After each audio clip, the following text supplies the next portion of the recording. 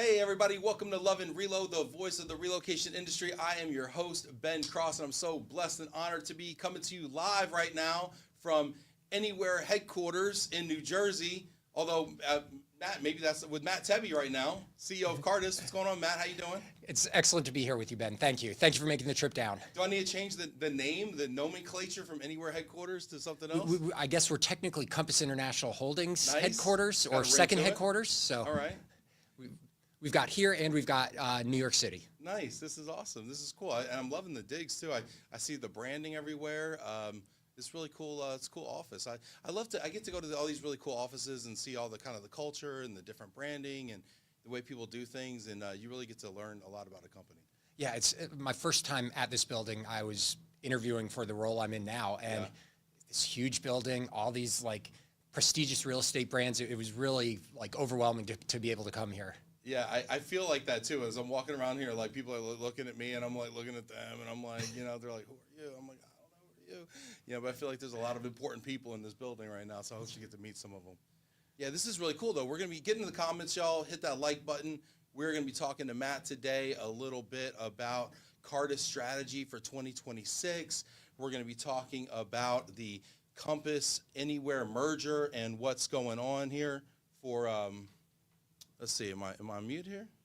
Daisy. It's not Yeah? as loud as I need it. Okay, we'll turn it up. Yeah. Let us know if you can hear us. Also, get in there. We'll do a little sound check, good old-fashioned sound check. But yeah, we're gonna have some fun today. So get in the likes, hit the like button, get in the comments here, and let us know you are out there. Man, we had to battle the snowstorm to get here.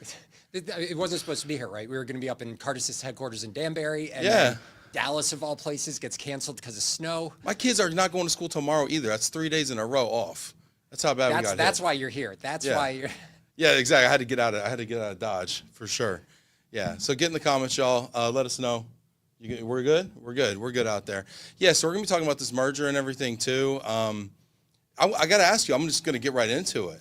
Let's talk about the merger a little bit. Is this a big deal or is this not a big deal for the relocation industry? Yeah, it's really a two-part answer. It's a huge deal for the real estate industry. This is the largest merger in real estate history, brings together now 300,000 agents across the different Compass, Coldwell Banker, Century 21, all the different real estate brands. From a relocation perspective, from a Cartus perspective, I see it as nothing but upside for us. I mean, we eliminate a lot of the debt that Anywhere, the parent company was holding. Okay. Gives more opportunity for investment, more opportunity to drive leads into the network, and especially for our clients, for our transferees, even more agents and support when they have a home sale or home purchase associated with their policy as they're moving. So this gives Cartus a bigger differentiator and bigger opportunity to support our clients even better than we were before. Is it going to feel different from a client standpoint, or is there gonna be a perceptible difference there? And we got people checking in here. Get in the comments, y'all. I'm gonna say what's up to y'all, but go ahead and answer that question too, Matt, before I get in and check in. No, I mean, and we're obviously really careful about that. Client experience, the transferee experience, that's the number one thing. We want to minimize swirl. So from a client perspective, other than as I mentioned, Swirl. Swirl. I've not heard this before. You want to minimize swirl. Swirl is everything. I mean, what was it? Swoonza, the fog of war and everything that can go wrong will go wrong. Yeah. That's what relocation is about, right? Yeah, It's minimizing true. everything that can go wrong for the move, like it. so that it's a smooth and easy experience for the transferee. Kind of straightforward process. So again, no swirl. From our perspective, for our clients, nothing but upside. I mean, they get access to more agents. They get access to now the Compass brand in addition to the brands that we had before. But otherwise, it's invisible to them. And other than, again, more investment such that then Cartus is bringing more to the market, more products, more technology, more investment in our company and in the relocation space. Well, I got to tell you, I had a Compass agent help me buy my home in Dallas, last year, I guess it was, or maybe it was the year before last. No, time flies. But, to be honest with you, it wasn't a brand I was familiar with. And then I just ended up using this agent, and my real estate friends give me a hard time because I ran at someone at an open house, and he was working open house. He did a great job. He followed up with me, and all of a sudden I ended up using him, and it was a phenomenal experience. And then to see now kind of like them having now kind of this this representation, if you will, or this affiliation now, I think it's going to be pretty powerful. Absolutely. But that's real estate, right? It's so much relationships. So Yeah. you met somebody, you had a good experience with them. Had a great So experience. often that's how you get your real estate agent. It's not necessarily because of the brand or because you saw somebody's face on the side of a bus. It's because you met somebody, you trusted them, and with what is probably the largest financial transaction you're going to have in your life when you buy that house. Yeah, for sure, for sure. We got people checking in here, and I can't add these comments for some reason to the stream, so I'm just going to give you guys shout outs here. And Sharina out there, if you can add them, go ahead and do so. But we got Daisy said she's packing extra layers here. This is great. Lynn Greenberg checking in here. Terry Palmer. Yeah, there we go. Jillian checking in.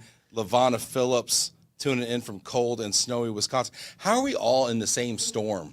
I know. No matter where you are. It's like I'm in San Diego, cold and snowy. Yeah. I'm in Connecticut, cold and snowy. We're all in the same weather system right now. You know, it's like it all just brings us all together here. Meredith Kennedy, you are loud enough for me. Thanks. I always was loud enough for Meredith. Meredith, I've known Meredith for a long time. Andy Lopez, hello from Northern Virginia. What's up? Get in the comments, y'all. If you got questions for Matt, we're going to take your questions too. Wendy Kosak here. Hello from Vermont. Wendy, Yeah. she's Cartus. There you go. What's up, Wendy? We're glad you're listening, Wendy. Mary Flynn tuning in. Hi, all. Hey, Mary. Gabriel Brown, looking forward to the conversation. Sunny here in Arizona. Sorry for those who are bearing the cold. Might be the only one that's not in the snow right now. Mike McGill checking in from tropical Cleveland. Love it. Love Mike's humor. Got that wind off like here. Jana Edgar, hello from icy Dallas. Elizabeth from Aiken, South Carolina. This is great. Caroline Alhadef from great to see you here in New Jersey at HQ, Matt. There you go. Jody Lindemann, hi from sunny California. Sunny Erickson from San Antonio. Sunny just brings the sun with her. Look at that. Steve from Connecticut. Heather from 7 Degrees Cincinnati. You spent some time in the Natty. I grew when I was very young. Huge shout out to the Reds. Yeah. The opening Reds day fan. here. Yeah, we got David here from Maine. We got a Mainer. What's it like in Maine right now? What kind of temps we got in Maine? Gotta be cold. Yeah, look at this. This is fantastic. We got people chiming in all over the place here. It's funny. It's funny because when we talk about this merger, and people have been talking about it, the real estate world is like all abuzz about this thing. It is huge news from a real estate perspective. And then I talked to the folks on the relocation side, and they're like, you know, I don't know that it's materially a huge impact to the relo side, to the space. I agree with that. I mean, it's again, you think about like Venn diagrams. The two circles. You have a real estate circle. You have a relocation circle. There's very little overlap, and most of the overlap for a company like Anywhere are the leads. When we meet people who have that home sale, we can pass that lead into our network and get the support of that broker and agent.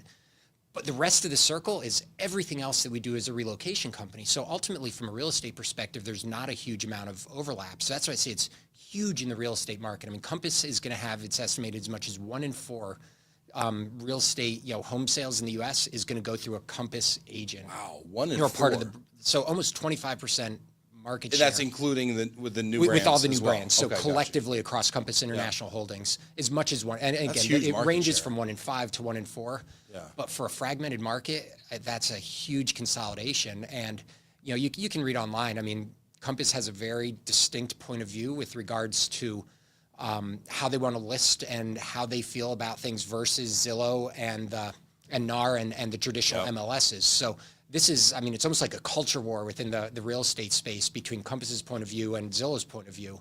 Well, And so much. I mean, but people. I mean, it feels like the timing though is right for some disruption there, because the way things were headed. I mean, I don't think it was very good for realtors. I mean, for the last couple of years.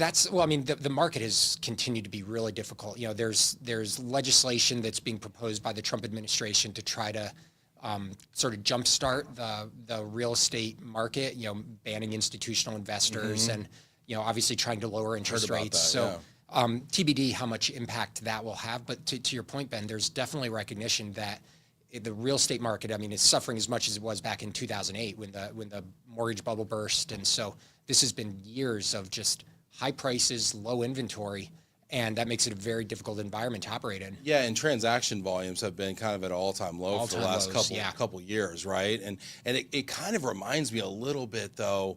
and I want your thoughts on my little theory here, but it kind of reminds me a little bit of COVID, where we had this pause on activity, and then this huge pent-up demand just burst forward. Do you think that we are going into a period where we might see this kind of almost explosion, might be a little bit too strong of a word, but kind of this explosion of demand from the last couple of years of people sitting on the sidelines not doing anything because of interest rates? If those rates come down, and we saw the Fed actually just announce that they were going to hold, they weren't announcing a cut for the first time since July, but we do think more cuts are going to continue to happen. We do, the average, I think, mortgage interest rate, I think I heard, was something like 6.03%, but when it starts to be something with a 5 on the front end of it, do we think that it's going to unlock a whole lot of transaction volume? There's no question that will help. Whether or not it's the explosion, like when the relocation space, and obviously this preceded me from being at Cartus, but vaccines came in, COVID was suddenly, there was this massive backlog, and just as you said, Ben, Yeah. I mean, unprecedented volumes. The spike that Cartus experienced, Yeah. huge, and I know that was the same across the relocation industry.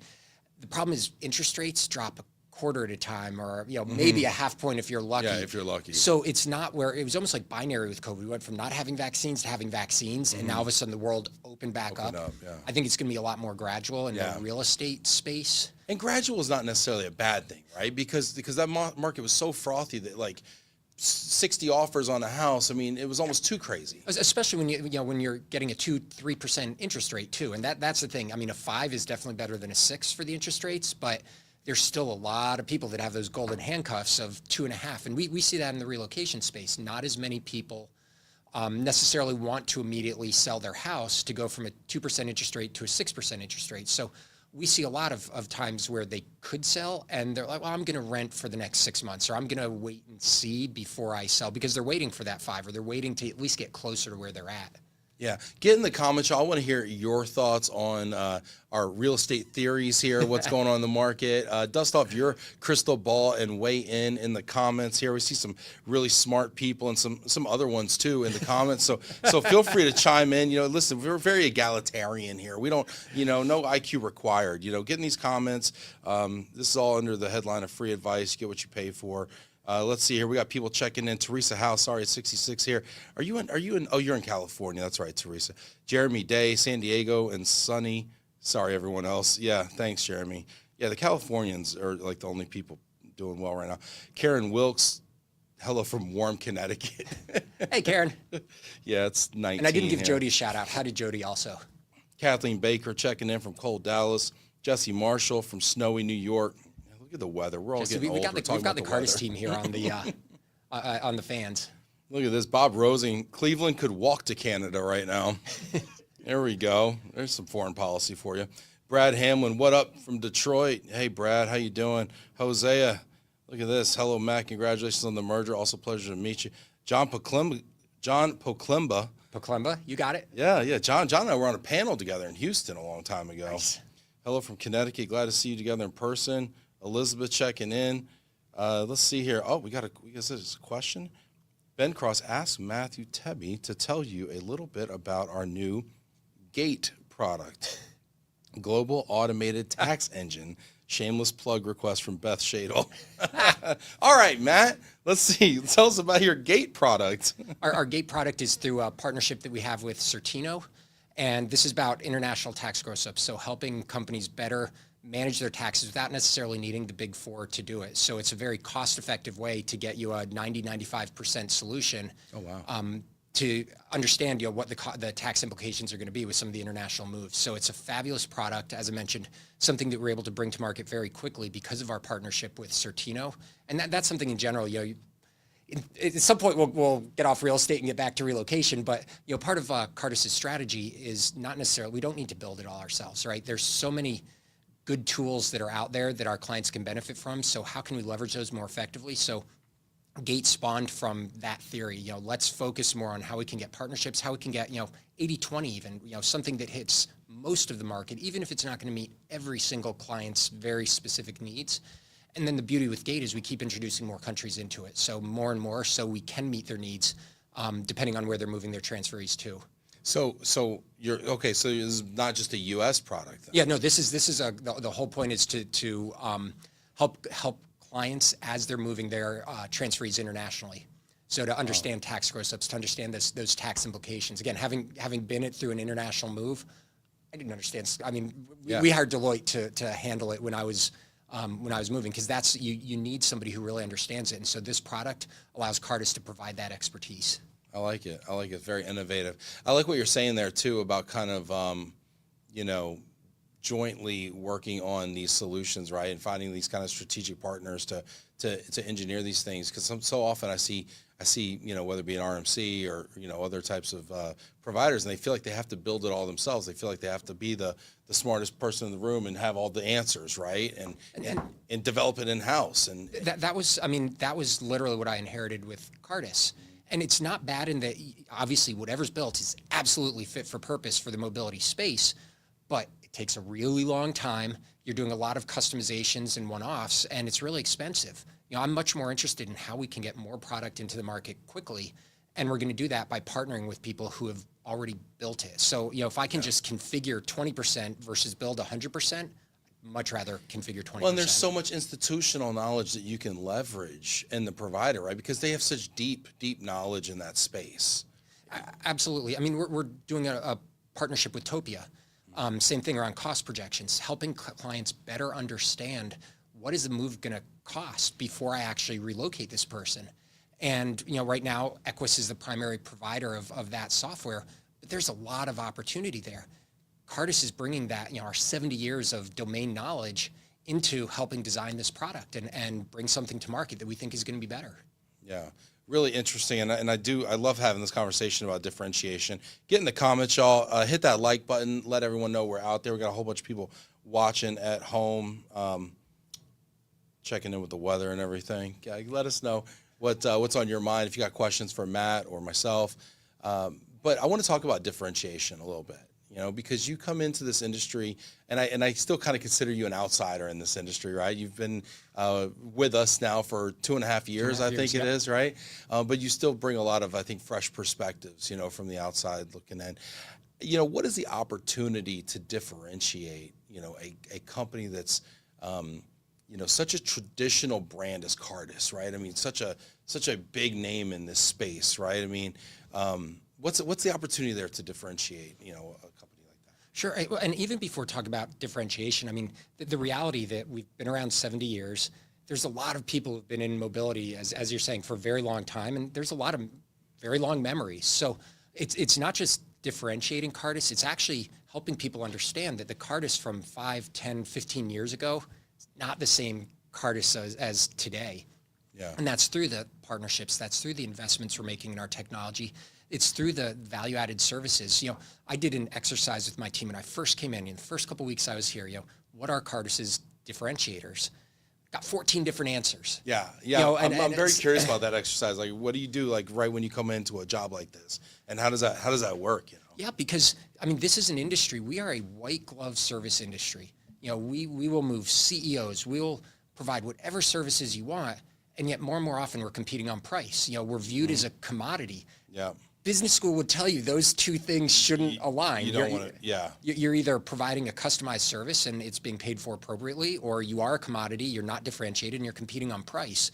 It's like we have the worst of both worlds. And so the goal is to really show our clients, you know, what is the value we're providing. In some cases, the clients really don't, and I'm not going to take credit for this line. I heard it in a session with, that was sponsored by NetExpat about, and it was one of the leads at Baker Hughes. He's like, do you want to be a partner, a business partner, or are you a travel agency? And the reality is there's some clients where they're just a travel agency. They're an operational function. That's all they need to be, or that's all their that's all their company wants them to be. Mm-hmm. But then you have others where relocation is an integral part of talent management. And so kind of back to your question, how do we show our value? How do we differentiate? It's making sure that we can support our clients regardless of which end of the spectrum they come to, but really from being that trusted partner with them to help them elevate their mobility program at whatever level it's at, because it does run the spectrum, right? I mean, in some cases, you're just getting the person from point A to point B. In other cases, well, let's actually understand how effective they are in the role. If you really want to take it to a further level of maturity, it's how successful are they once they've come back? That's when you're really talking about talent management. It's really hard to track that because all that data lives throughout a company such that it's not all centralized in HR. It's in the business units. That's where it's so mobility. hard, right? Because like we want to show the ROI, right? But it's a kind of like a longitudinal study of this employee's value to the organization, and we don't have data points on their performance, performance evaluations for the last 5 years, and how much impact have they made. I mean, that's pulling a lot of data, and a lot of it's proprietary, and a lot of it's personnel data, and it's sticky. That is you nailed the challenge. I mean, that's what, it takes a very progressive company to put the resources behind an effort to actually collect that data. And then to your point, the longitudinal part, track it over time. Because if I've done, particularly, you have individuals who've done multiple expat assignments or multiple relocations, ideally that's because they're progressing within the company. In some cases, they may have a very specialized skill set. You think about like oil and gas. I know how to do a certain thing, and so I'm just going to be deployed to the different locations or the different oil platforms or wherever they are to provide my expertise.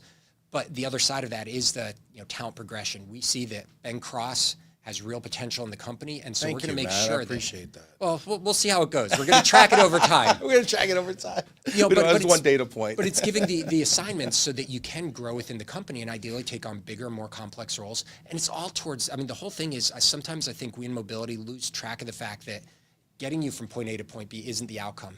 It's having you be successful in your role and driving a business outcome, whether that be providing your expertise on the oil platform, or in my case, it was leading the integration of a really big acquisition. There's, those outcomes, that's the success, not the fact that I got you there on time.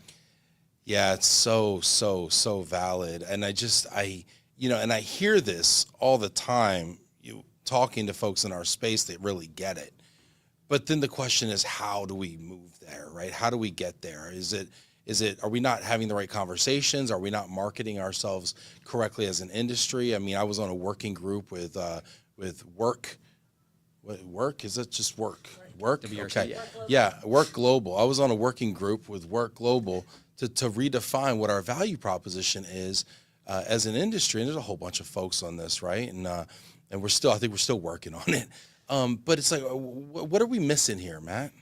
I mean, it takes both sides. I mean, we as the industry, Cartus as an individual RMC, we have to be bringing our expertise to the table with regards to how we can more effectively drive the business outcomes. But there also has to be that desire and receptiveness on the client side because, at the end of the day, we are a vendor. So we can only push so much and push forward so much and, be aggressive so much versus there has to be the willingness to receive it and to partner on the other side. Yep. That's why, though, things like WRC, like Work, and creating awareness. We do a lot with Cartus just in bringing our different clients together with each other because that's the other piece of it. You can only get so much talking to me or talking to you. Yep. But talking to 10 of my peers, you can learn an enormous amount that way. And so that's the other way is just getting that exposure to the possible and helping them understand what more they could be doing. For sure. There's a lot more credibility, right? And hearing another client say that, another partner say that, and I think also a lot of these clients are vying for the same talent, right? And so they're competitors, right? So they're two software companies or two oil and gas companies or whatever, and then they bring back to their talent organization or their CHRO or people officer or whatever, so-and-so corporation's doing this, so-and-so's doing that. It almost kind of creates a demand, right? Or, we're almost missing the boat if we're not doing this. And But that's why things like benchmarking are so important. We do a lot of benchmarking for our clients. Obviously, we wouldn't go to company X oil gas and tell them what company Y is doing. Yeah. But we can give insights across the industry as to what's going on because to your point, Ben, it's really interesting. We know mobility is being really impacted by cuts just like every other area of business is. Yep. Companies are trying to save money, but it's how do you draw that line and that all of a sudden we're not attractive as a company. I don't want to go there if you're going to make me, move to 7 Degrees Cincinnati and you're going to give me $1,000 lump sum. Like that's not worth it for me. Yep. So it's what's that line where the cuts become too much and there's really no longer an incentive to take on that expat role or to continue to grow within the company. Yeah, it's really interesting. I was talking to somebody and they said that they felt that the relocation hadn't recovered from COVID and from the, kind of work from home trend. What are your thoughts on that?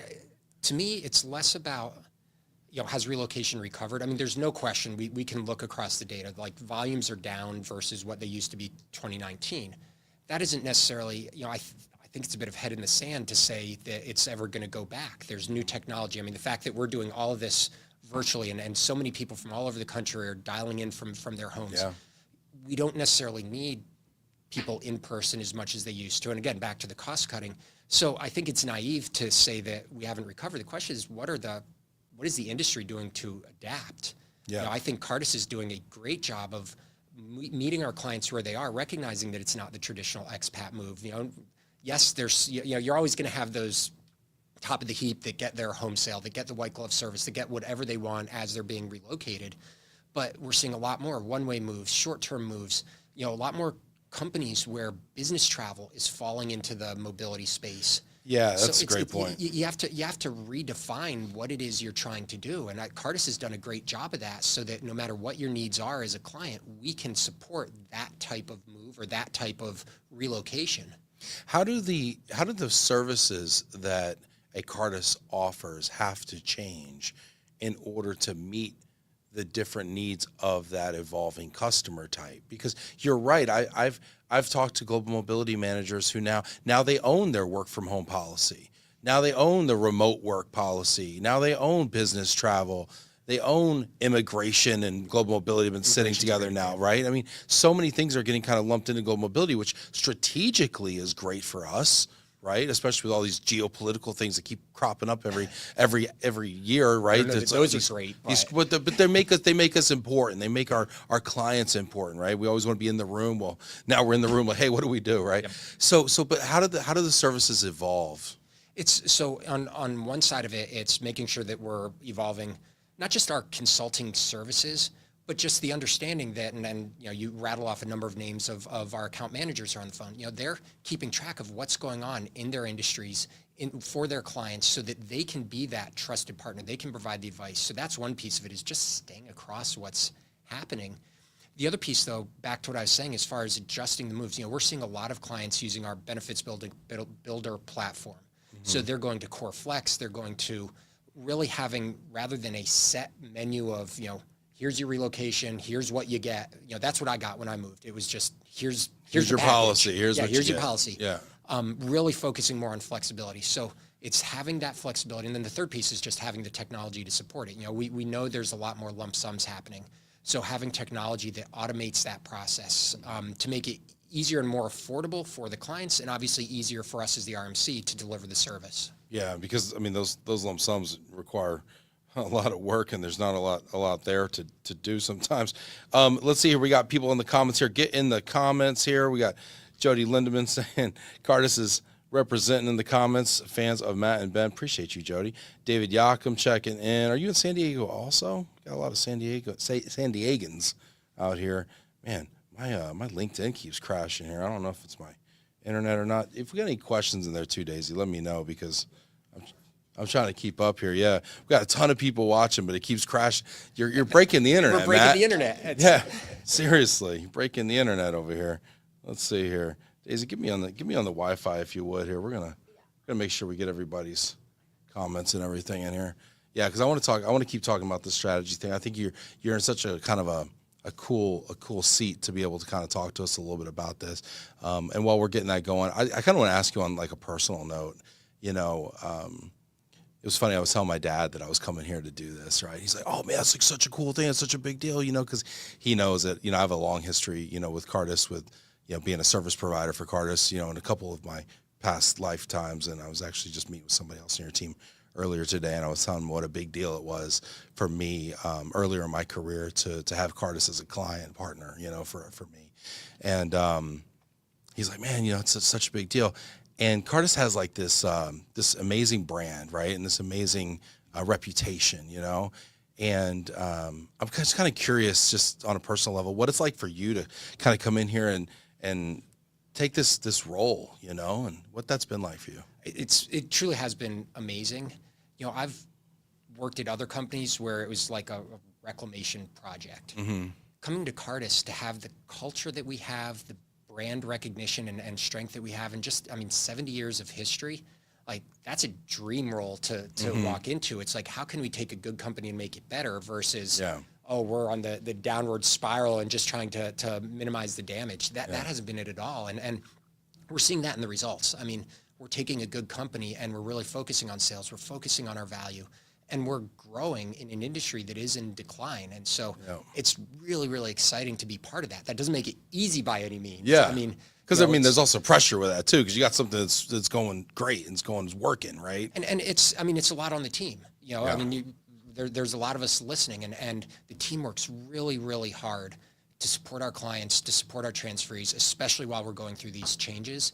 But we also recognize if we don't make the changes, the industry will pass us by. I mean, that's the challenge that we all face, right? Is that so much is going on, like you said, whether it be geopolitically, whether it be economically, you know, just keeping track of what's happening with immigration within this country, much less what's happening with immigration globally, is a challenge. So we have to be nimble. We have to adapt. So again, to be part of that, I mean, we have people here. Occasionally, I see some of our competitors, you know, celebrating like a 25-year anniversary on LinkedIn.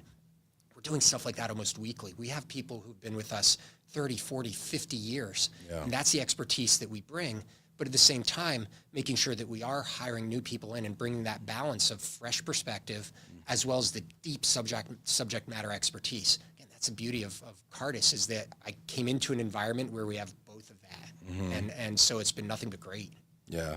I imagine that's like kind of an interesting balance to strike, right? Where you have, you know, such a strong culture and such a strong heritage of quality, right? I mean, that was always the thing that I associated Cartus with when I was a supplier. I mean, the quality rigors that I was put through as a supplier, frankly, you know, and all the, I learned more about Six Sigma. I was practically a green belt by the time I became a supplier for Cartus, you know, and so you have like that really rich history, and that's really amazing. But I feel like it could also make sometimes innovation hard too, because you have this really cool, well-oiled machine.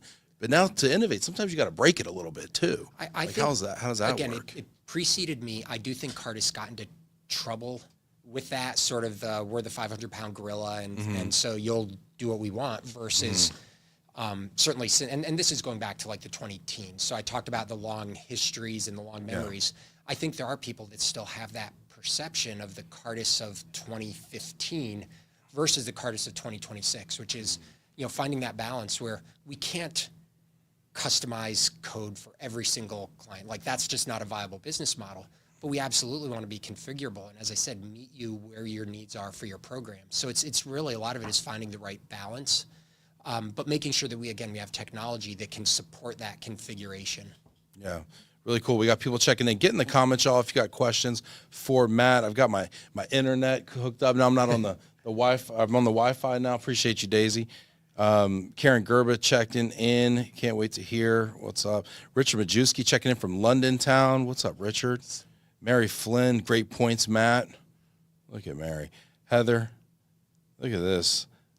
Gina Giordano, transparency and data consistency keep coming up in mobility conversations. From Cartus' perspective, what metrics matter most right now for enterprise decision makers? Great question, Gina. Data, transparency and data consistency she's bringing up, but what metrics matter most right now in your opinion? So certainly transparency is important to me, but thinking about it less from data and more around like our product and technology roadmap. One of the things we've introduced, because there is a ton of vaporware in this industry, there's a ton of empty promises. You're not lying in this about industry. that. We were just talking about that vaporware concept. One of the things that we've introduced on a quarterly basis, my head of product does a video that goes to all of our clients, and then we send it out to prospects as well. Here's what we said we were going to do this quarter. Here's what we actually did. And we're very transparent where we missed or where we exceeded. And here's what we're going to do going forward. So we're holding ourselves accountable and creating that visibility for our clients. That, back to your question about differentiators, I think is a huge differentiator, because one of the reasons we win work is because promises are made and not kept. Yeah. Whereas, again, I'm by no means going to say we're perfect with regards to, you know, every sprint delivers exactly what we expect it to do, but we have that transparency so that we are setting expectations appropriately. With regards to the data side of things, two perspectives on that. One, I think all clients, the holy grail is getting that integrated view of data for the mobility program, whether it be RMC data, immigration data, tax data, and then what we were talking about earlier, the longitudinal data of performance. That's going to be a challenge.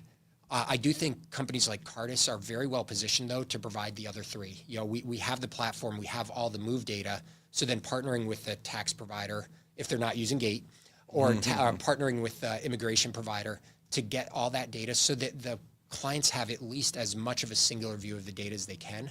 The other piece, though, around data, and again, this is where Cartus is really unique, 70 years of move data, there's a lot of insights there. And so one of the things that we've really been taking more initiative on is leveraging those insights. So helping, what I'd love to get to is actually starting putting out reports, and white papers around what's going on, because when you start thinking about some of the demographics of people who are moving, how many females are moving versus males? How many people across different ethnicities are moving?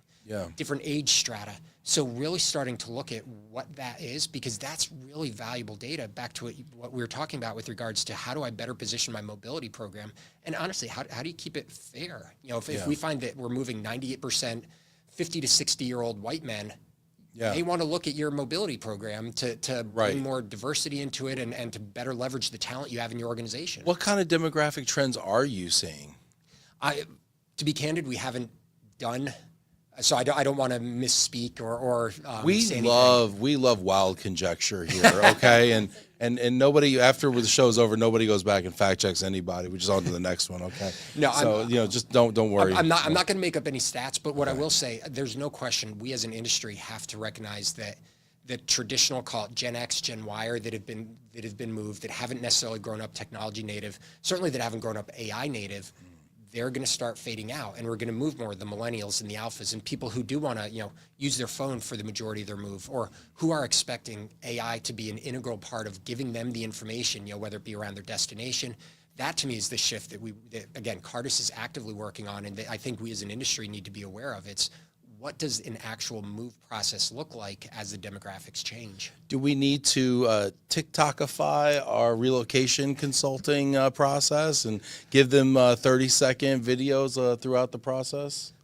Whether it's through TikTok, looking at videos, that is absolutely one of the things we're looking at, that are specific to a given move. Because with AI now, you don't have to, it's not me spending 8 hours in front of a green screen trying to script out every single scenario. Right. Now you can do all that through AI in a matter of seconds. So that is absolutely one of the ways to drive efficiencies and to reduce costs. Yeah, get in the comments, y'all. If you got questions out there, let me know. I'm super curious, kind of as we talk about strategy for 2026. It's kind of a different world we're hurtling into so rapidly.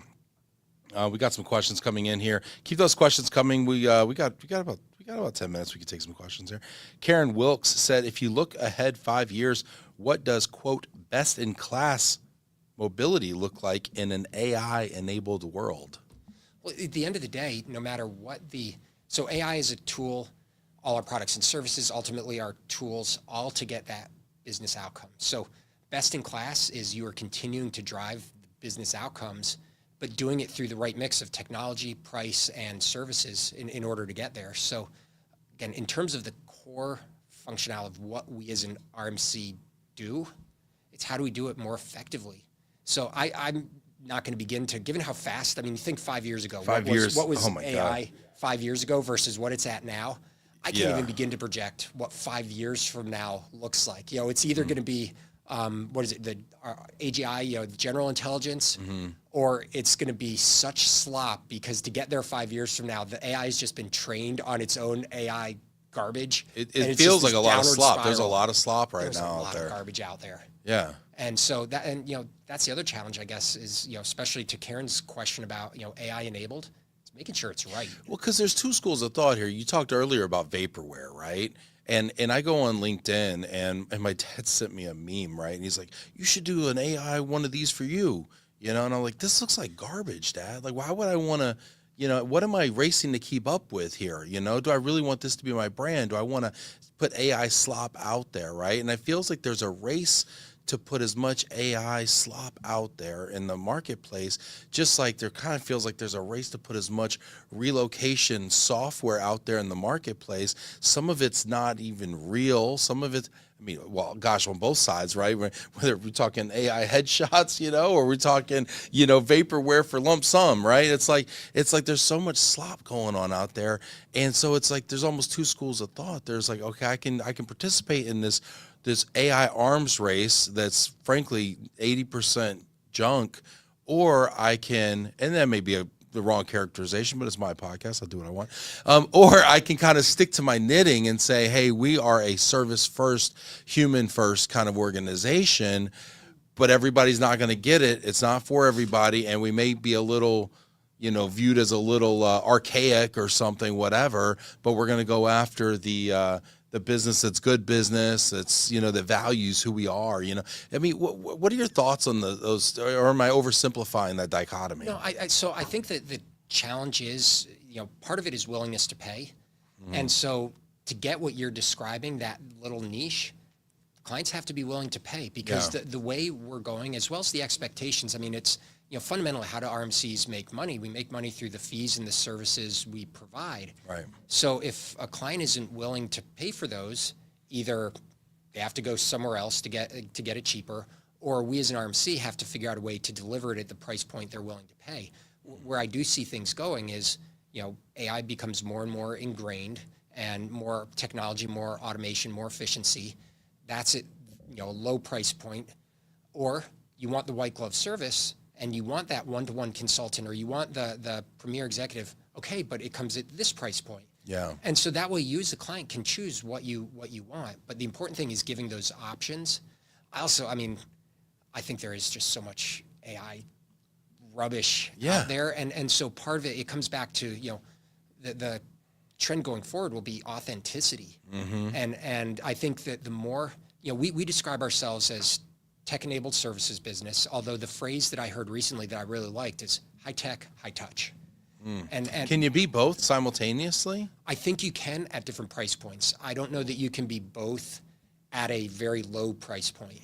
You're high touch, but you pay for that higher level of very customized hands-on service, or you're very high tech, such, you think about lump sums where you can do it at scale, you can do it very affordably, and obviously you can do everything in the middle too. And so that's where it comes down to, what does the client, for their program, what's most important for them? Yeah, and I've worked with high touch companies and I've worked with high tech companies, and I've seen high tech companies get into this space, realize it's a high touch space, have to pivot midstream, but their investment and their promise to investors is a high tech hyperscale solution, and they become this kind of schizophrenic kind of business, right? Where they're operating a tech company, but behind the scenes, it's this mechanical Turk organization where there's just a whole lot of human beings pulling their hair out, trying to create the appearance of a seamless, service delivery model, right? That is so spot on. And it comes down to, if everything goes right, you have your best case scenario, you can probably do it through entirely tech platform. I get my, it's like when you check into a Marriott, you can get the link, you can get your key electronically, you can just scan your phone to check in. You don't even need to see the person. Yeah. It rarely works like that. And so, back to that word swirl. Yeah, when the cargo container falls off the ship, the app's not going to help you. That's right. Some of the stories that I've heard, honestly, even when it's 2 a.m. and you're a U.S. expat in Shanghai and you're locked out of your apartment and you're not speaking the local dialect, you need to talk to somebody to help you get that resolved. So there's, high tech only takes you so far when things go wrong. Yeah. And so I take that. I've seen some of the result of trying to do both, and not only is it confusing to the marketplace, but B, you have finite investment. You have finite time, and you have finite monetary investment. And people cost money, and tech costs money. And it's like, where am I going to put my dollar? Which bucket am I going to put? Where am I going to put my investment into? Right? And because if I put 50 cents here and 50 cents here, then I get a half baked version of both, right? And I just wonder sometimes, because the market seems to tell us they want high tech, but I think in our hearts we know, because we do this business every day, what these folks need to get to solve these complicated problems. Like, I'm in Singapore and it's midnight and I don't know how to get my room, or a container fell off the ship, or whatever. Like, you gotta work the problem, as Daisy always likes to say. You gotta work the problem, and that takes really smart people who are really engaged. That's why I'm so grateful to have the team that we have at Cartus, and the level of experience that we have at Cartus, because it's not necessarily 50-50. I mean, we invest a lot in our people, whether in advancement opportunities and learning and training, and education for different levels within your role within the organization. That doesn't take a lot of money, and that can still make your people better at what they do while you're investing in the technology. The other thing that's fascinating about technology, and especially on the AI side of it, Cartus, tell us what you're doing with AI. Well, we're doing automated receipt scanning, and we're doing these things. Yeah. That sounds great, but you can't use our data for that. So I mean, part of the challenge is they want us to be high tech, but they aren't necessarily going to enable us to do it. Ooh, so interesting. It's like we can only move, in some cases, as fast as our clients are willing to move. Yes. So they want the product of AI and all that data, but they don't want to provide their data or participate in the development of it. The product. Yeah. Because what? Because of privacy, or? Yeah, and it's still so nascent. There's no question. I mean, when you start talking about some of the types of HR and the PII that we manage, sure, you have to manage that in a sensitive course. fashion and in a protected fashion. So I mean, I understand some of the concerns, but then you're back to this, intractable problem. Either you're willing to pay to have things done with a certain level of service, or you're willing to not pay, and then you get tech. But and sometimes this is the flaw in the demands of our client partners, right? Is sometimes what we're being asked for isn't always possible. Get in the comments, y'all. Hit that like button. Let us know you're out there. Check in with us if you've got questions. I'd love to hear them. People are loving this conversation. Matt, Abigail says accountability and visibility. I love that. Yeah, Abigail. Abigail, you're a mover though. Would you put shipment tracking on every shipment and let them know what truck stop you're at and all that stuff? Because I mean, we say we want transparency when it's someone else, right? But do we ever want to peel back the curtain and show people how the sausage is made on our end, I mean, because this is not a straightforward business. It's a balance, but I mean, being able to track your household goods as they move across the country, I feel like that's a reasonable expectation. You would think. No, now, but knowing, exactly. I mean, the fact that I'm on a 15-minute bathroom break, you probably don't need that level of detail. Yeah. Well, and just going down the household goods rabbit hole just for 1 second, right? I mean, it's irregular route, right? So I might have 3 shipments on a truck, and it might go up to Idaho first, and it goes down to Denver, and then it goes up to Spokane before being delivered in San Francisco. And somebody in San Francisco is like, "How come it's not on its way here?" And you tell me I got to wait 2 weeks, but it could have just driven straight here. It's like, yeah, but it would have cost 3 times more, and you would have had to rent the whole truck. And that's, to me, it's all about expectation setting, right? As long as that person in San Francisco, it's been very clear that it's going to take 2 weeks, and then it's more on them. When I moved to Australia and getting my household goods stuff over the ocean on a cargo container and on the ship, that was probably an area where expectations could have been set better. Yeah. With regards to when our stuff's going to arrive, we would have, done things very differently if we had known a more realistic time frame for when they get through. Where they did set expectations appropriately is like, there's a whole customs process, and that could take time. Right. So I certainly recognize that, but just getting to the port to where it could go into customs was definitely not as quick as it was initially indicated. You know what? But kind of staying with this one household goods example. But showing a customer a price in the first place for what that expedited transit would have cost, and saying, okay, it's 40 grand if you want to rent the whole truck and go direct, or it's 20 grand if you want the 2 week or the week and a half, and at least now they're complicit in that decision, right? They said, I made that choice. Just like we get an Uber, right? It's like, do I want Uber XL, or do I want Uber, shared? Share, exactly. Nobody wants Uber share, but I chose to yes.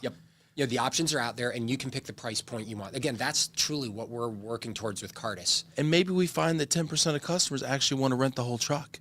And maybe there's a huge margin opportunity and a huge customer satisfaction opportunity out there, right? That we're just overstepping because we're assuming that everybody wants to fit in the old box, right? So I mean, I think there's a lot of value in transparency and looking at things differently.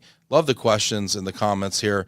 Heather says, I love data. Would love to see data start to show the ROI for the corporations. We need more data around that. Oh gosh, this has to be a tough one, huh? ROI. Just like we were saying earlier, I mean, we as the mobility provider cannot provide an ROI by ourselves because Yes. all we can show is whether the move happened within budget, within the expected time frame, you know, was it handled effectively? The performance of that person, that's what ROI is. It's not about the cost of the move. It's about, did you get the business outcome? Unless that's going to be shared back with us, it's hard for us to really evaluate that. Yeah. And some of the ROI calculations I've seen have been kind of, they've been kind of tactical and short term around, maybe I shaved 3 days off of them being out of the office, planning their relocation, and therefore their productivity on those 3 days were X, and things like that. But it doesn't get to the long term mega ROI that's really going to propel our business forward. You mentioned the work conference out in Salt Lake City, and Cartus actually led a whole session on ROI and how to track it. And we did the same thing at our client forum. And what we found just within the Cartus client forum, we had a dozen or so clients around the table. There were only 2 that raised their hands that said they're really putting effort towards this, but how many were interested? And all the hands went up. So, I mean, there is general interest and recognition, but it comes back to what we were saying. You have to get the data from the different sources and bring that together to get that view. Yeah, I would love to see one client at least really sign up and commit and say, listen, we're gonna go back even a couple years, maybe, because it might even help to be more retroactive and say, we're gonna go back 5 years, look at every move we did, pull all the performance data. We understand we're gonna keep it right here in this circle. We're gonna keep it tight, but we're gonna really go back and look at this stuff because I think it would be revelatory. Even, I'll just say this real quick. I mean, even just taking a step back and let's look at all the money that we spent across our different business units to move somebody. And then let's look at those individuals' tenures. Are they even still here at the company? Yeah. I had a 7-figure move across the 4 years that I was in Australia. Yeah. I repatriated in less than a year. I was gone. Yeah. That was not a good return on investment Right. if you look at it from that lens. So that's something where far less personal data is required that companies can and should be looking at simply to make sure that they're moving people appropriately that are going to stay with the company. So they do, forget about what the return is. Simply, are they getting one at all? Because once I'm out of there, there's no return. Yeah, such a great point. And I think that one of the things that might make corporations a little gun shy about investing in relocation and other types of development, to be completely honest with you, is that we have seen these shrinking tenures, right? And I think we see average tenures is it 3.5? I think it's 3.5 years right now, 3.4 years. I think is the last stat I saw. And so it's like, okay, if I've got someone for 3.4 years, am I going to invest 50, 100 grand plus, right? In moving that person. But is it a chicken and the egg kind of problem? Is it if I invested in that person, maybe they wouldn't leave, right? Absolutely. I mean, you see the same thing with like tuition reimbursement. Well, why should I give somebody $20K to go get a degree when then they're going to leave? Yeah. Because if you've given them the money, they're more apt to stay. Yeah. Right. Yeah. So I think doing those kind of studies would be super interesting. We were having this kind of debate around home sale recently, and the loyalty that potentially kind of engenders in that employee when you help them sell their house, when you help them buy a house, when they've, not only keep them whole, but like when it's good for them and their family. Yeah. Because it wasn't just me moving to Australia. It was my whole family moving to Australia and making sure that it's a holistic experience for everybody. And we were talking before the podcast, right, about the home sale is like the biggest financial transaction that you'll probably have in your life. And so facilitating that, making sure that goes smoothly, again, back to Cartus, the fact that we have trained brokers and agents who are trained in relocation is a huge differentiator. You're not going to Joe Schmo down the street who got his license 6 weeks ago and doesn't know what they're doing. You're getting people who do this for a living and who know this industry. That's a huge advantage to ensure that things go smoothly. Totally. This is great. Get in the comments, y'all. Let us know how we're doing out there. Show Matt some love here. Loving this conversation. Hey, Matt, I always like to play a little game at the end of these things. You want to have some fun? Have at it. All right, let's do it. All right, we're gonna play a game called Overrated, Underrated. This is why everybody watches till the end. Overrated, underrated. It's a little game I like to play. Do you know how to play? As best as Daisy presented it to me. Okay, blame but Daisy. I think That's can what figure it I do. out. This is what I do. I can tell you're a leader like I am. I'll figure it out. Yeah, we blame Daisy. All right, overrated, underrated. Basically, I give you a topic, and you tell me if it is either overrated or underrated. You cannot say properly rated. Don't overthink it. And I will tell you if you're correct. All right, let's get into it here. Overrated, underrated. First topic up, professional bicycling. Oh, totally underrated. Is this cycling or not cycling? Is this something different? This is professional, like Tour de France, Okay. Giro d'Italia. Yes. Totally underrated. It's so exciting to watch. Hopefully everybody saw the couple seasons of Unchained on Netflix. Okay. Fascinating to watch. I love the sport. Okay. My father-in-law is obsessed with the Tour de France and some of the Italian stuff as well. And when he comes to visit me and it's on, he's up in the morning watching that, and it is interesting, and the views Gorgeous. are incredible. Gorgeous. I've been to the Tour de France a couple times, and gone up on the Alpe d'Huez, and just stunning vistas. You know what I find crazy? They're going throughout the French countryside, up these crazy hills, by these, castles and stuff, and there's all these people lining the street, and then every once in a while, some idiot jumps out in the middle of the peloton and infuriating. gets run over by all these bicycles. causes It's a like, crash. bro, what were you thinking? So from having been to the Tour de France, let's say real quick, there's a lot of alcohol consumed There's while a you're lot waiting of for wine, the huh? peloton to come Yes. through. I mean, the bottles lined up Oh up my and down gosh. the walls. So I think that has something to do with it as well as just sometimes people. That's don't. great. Okay, you know what? I'm with you. All right, underrated. All right, cycling underrated. Next one up, overrated, underrated. Buttered popcorn jelly beans. So totally overrated. Those are the most popular Jelly Belly jelly beans, and they suck. Yeah. Like the fruit flavors are fantastic. What's your favorite flavor of Jelly Belly jelly beans? Strawberry jam, which was discontinued not too long ago by Jelly Belly. Do you have like a stash somewhere? Do you have like a discontinued? I ordered directly from the Jelly Belly you got a factory. guy? I got a guy by the pound, so I'll get just like the 10-pound box of the flavors I like. I love it. And there's Because when you get the mix, then every once in a while you're just like, and then you pop a buttered popcorn in there. And No, you're like, what was I don't that? pop them because I have photos of me at Easter literally like separating the 49 flavors Oh into my the God. good and bad 49 bowls. flavors. And there's far more good flavors, or far more bad flavors than good flavors. So There's it's a lot of it's a wild time stuff out investment. So What butter do you popcorn. do with all those overrated. bad ones? You donate them to Move for Hunger, obviously. Absolutely. That's obviously what we do. We donate them to I the leave food them pantry. out, and the kids take care of them. They take care of them. This is great. I know what the Tebbe households handed out at Halloween. Bespoke Jelly Belly No, bags. those go to me. This is great. Daisy's gonna order me some buttered popcorn ones. Get in the comments, y'all. JellieBelly.com. This is fantastic. I'll put it close in. All right. Yeah, I don't know. I mean, I don't know about the vitriol around buttered popcorn. I think it's little. You know what I like about the Jelly Bellies is you don't know based on this little, freckled little jelly bean what this flavor is going to be. Then you kind of like guess based on the color scheme. You eat it. You try to see if you're right. It's like this Willy Wonka moment where you're trying to like decipher, is that okay, mashed potatoes and roast beef? What did I just eat right now? And they do get a little wild with the The flavors. Harry Potter ones are fun to do that, where there's a good flavor and a bad flavor. Mm-hmm. If it's just the regular flavors, honestly, Ben, if you eat enough of them, Mm-hmm. you know. Yeah, I probably eat enough. All right, yeah, fine. I'll give you that one. All right, fine. Moving on. Overrated, underrated. Next one up. iPhones. iPhones are so overrated.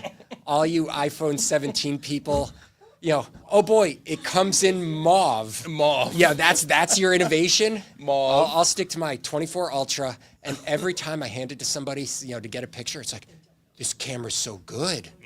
So iPhones are, get off your pedestal. I do think that Androids, to your point, like the cameras, like there's a lot of things they do really well. It's just the OS for me is hard when I pick it up. The irony is I can't use a Mac computer to save my life, but you give me an Android phone and I'm like, I might as well have a Nokia from 1998. Like I Flip don't it open. Yeah, I don't know what I'm doing with it. Yeah, but I've- that's the iPhone too. Okay, so I need 3 fingers and a diagonal, And but a then I need to make a diagonal. 90-minute, and then I'll click here. Like they try to make it intuitive, but by eliminating buttons and everything, Yeah. it's so unintuitive. I mean, I can't even You need adjust a secret the handshake brightness. to Yeah. take a photo. That's so valid. That's valid.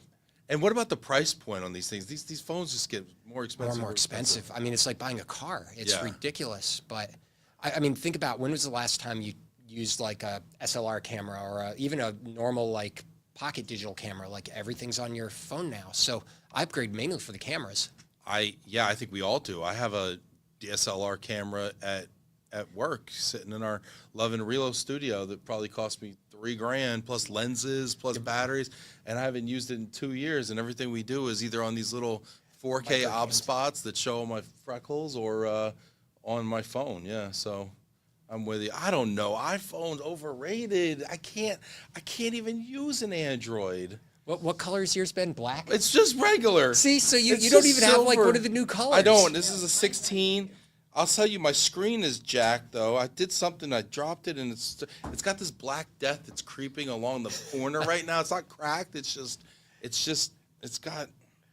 got the consumption. It's the never-ending story. It's just the nothing is coming The to. nothing is coming. Yeah, the upside down is creeping in.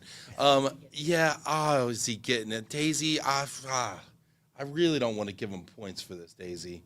He has some valid points. He does have valid points. Fine. You know what? Maybe I need to revisit this. Maybe my next phone will be an Android. What do you think? Ben and I Daisy? are going phone shopping after this. I know.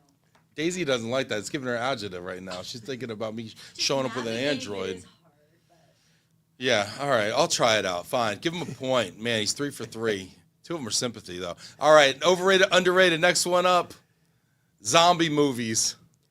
So, totally underrated. If you haven't gone and seen The Bone Temple, it's so good. You know, the preview looked good. I'm not a scary movie guy. I feel like life's scary enough. I drove here. Okay, life's scary enough. But that does look like a cool. You have Cool to have seen it. premise. Is a direct continuation from 28 Years Later, so you have to have seen 28 Years Later before you see The Bone Temple, and then obviously if you've seen 28 Days Later and 28 Weeks Later. But that's just one of the zombie movies. There are a lot of them are good. Do you have a favorite? Like a favorite in the. I really like the 28 Years Later ones.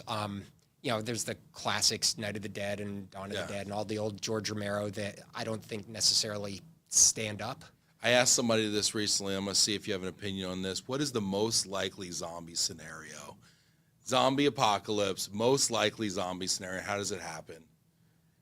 That's a good question. I mean, you look at how quickly something like COVID spread, so I could see something like that. Like where, a virus, and then we just kind of. You know, I mean, again, that's 28 days later. I mean, it was the rage virus, right? It was accidentally released. You know, their government was doing some stuff they probably shouldn't have been. And Yeah.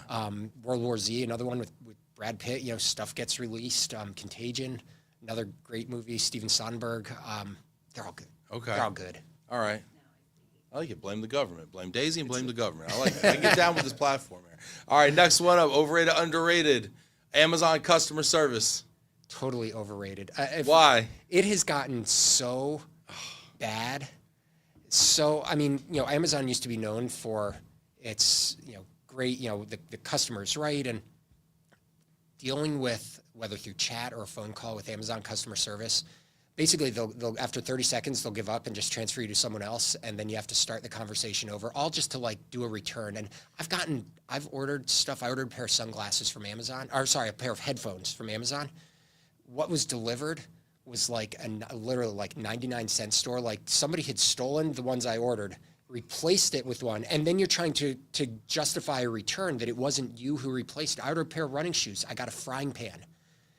I'm not making this up. And so then trying to deal with customer service to manage the return. So it's like you have to get everything documented. You have to go through your credit card.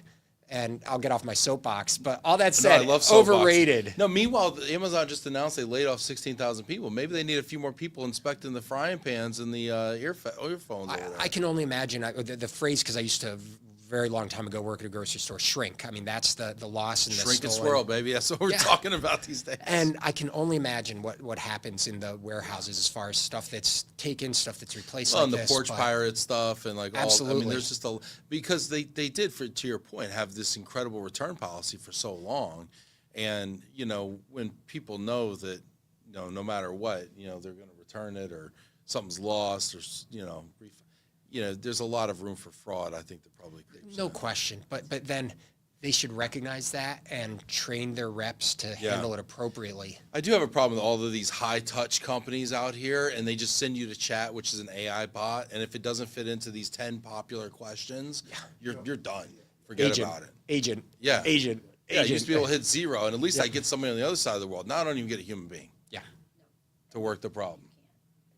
No, and it's this race to the bottom from a service standpoint.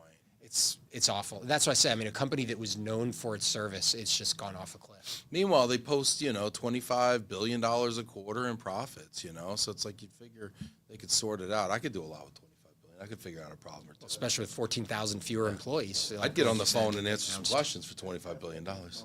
Have it as his wife. All right, you definitely get a point for this one, Matt. Next one up, overrated, underrated is this last one. Reading actual books and magazines. I have, it's off camera, I have my iPad here. I've got like 100 books on it. I'm actively reading the Dungeon Crawler Carl series on my iPad, but I love having actual magazines. I love having actual books as well. What's a magazine that you would read that we could find Matt Tebbe reading? So I really like the entertainment industry. So I subscribe to Hollywood Reporter. I subscribe to Variety. I used to subscribe to Entertainment Weekly when it was a thing.